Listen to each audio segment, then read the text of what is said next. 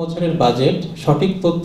গত এক বছর নতুন বাংলাদেশ কর্তৃত্ববাদী সরকার পতন পরবর্তী এক বছরের ওপর পর্যবেক্ষণ শীর্ষক গবেষণার প্রতিবেদন প্রকাশ করেছে টিআইবি। সোমবার ধানমন্ডির মাইন্ডাস সেন্টারে সংবাদ সম্মেলনে প্রতিবেদনটি তুলে ধরা হয়।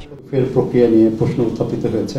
মৌলিক রাষ্ট্র সংস্কার ও ঐকমত্য কমিশনের কিছু বিষয়ে অগ্রগতির পাশাপাশি ঘাটতি তুলে ধরে টিআইবি। শিল্প কারখানায় শ্রমিকদের অধিকার রক্ষা এবং এই সরকার রোডম্যাপ না করায় অনেক সিদ্ধান্ত নেওয়ার পর সরে আসতে বাধ্য হয়েছে বলে মন্তব্য করেন নির্বাহী পরিচালক ডক্টর ইফতেখারুজ্জামান। বলেন, আইন শৃঙ্খলা পরিস্থিতি নিয়ন্ত্রণে বড় দুর্বলতার চিত্র উঠে এসেছে।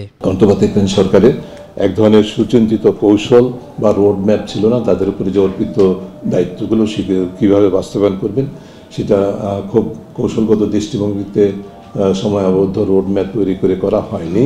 অভূতপূর্ব ন্যাক্কারজনক প্রতিবাদ হয়েছে। প্রতিবেদন ফেলে দিতে হবে, প্রত্যাখ্যান করতে হবে, কমিশন বাতিল করতে হবে। এই ধরনের দাবির মুখে সরকার কিন্তু সুনির্দিষ্টভাবে কোনো অবস্থান গ্রহণ করতে পারেনি।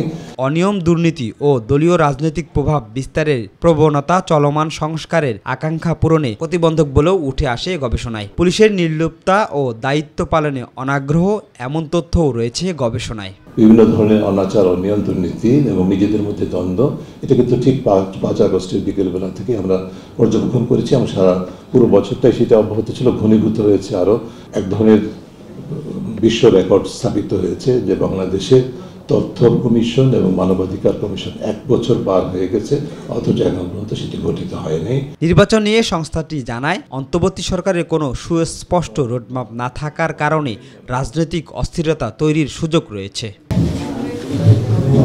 শিমুল খান, মাই টিভি, ঢাকা।